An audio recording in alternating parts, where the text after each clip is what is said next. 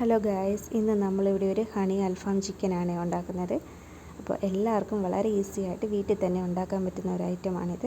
അതിനാവശ്യമായിട്ട് കുറച്ച് ഇഞ്ചി വെളുത്തുള്ളി എടുക്കുക, സവോള ഒരെണ്ണം എടുക്കുക, പിന്നെ ഒരു തക്കാളി ഒരെണ്ണം, എല്ലാം നല്ല ചെറുതാക്കി അരിഞ്ഞിട്ട് നമുക്കൊരു മിക്സിയുടെ ജാറിലോട്ട് ഇടാം.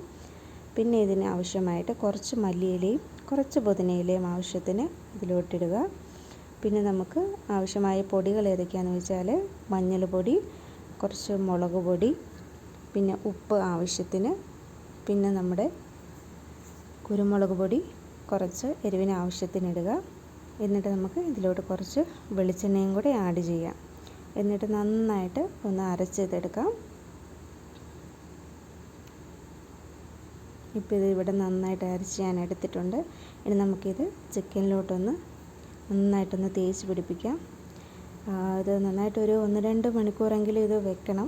നമുക്ക് ഫ്രിഡ്ജിലെടുത്ത് വെക്കണം. എന്നിട്ടുണ്ടാക്കുകയാണെങ്കിൽ നല്ല ടേസ്റ്റാണ്. അതുപോലെ നമുക്ക് തലേന്ന് ഇത് തേച്ച് പിടിപ്പിച്ചിട്ട് പിറ്റേ ദിവസം ഫ്രിഡ്ജിൽ വെച്ചിട്ട് നമുക്ക് പിറ്റേന്ന് ഉപയോഗിക്കുമ്പോൾ നല്ല സോഫ്റ്റായിട്ട് ചിക്കൻ കിട്ടും, നല്ല ടേസ്റ്റും ആയിരിക്കും. അപ്പോൾ ഇത് നമുക്കൊന്ന് എയർ ഫ്രയറിലൊന്ന് നന്നായിട്ടൊന്ന് ഫ്രൈ ചെയ്തെടുക്കണം.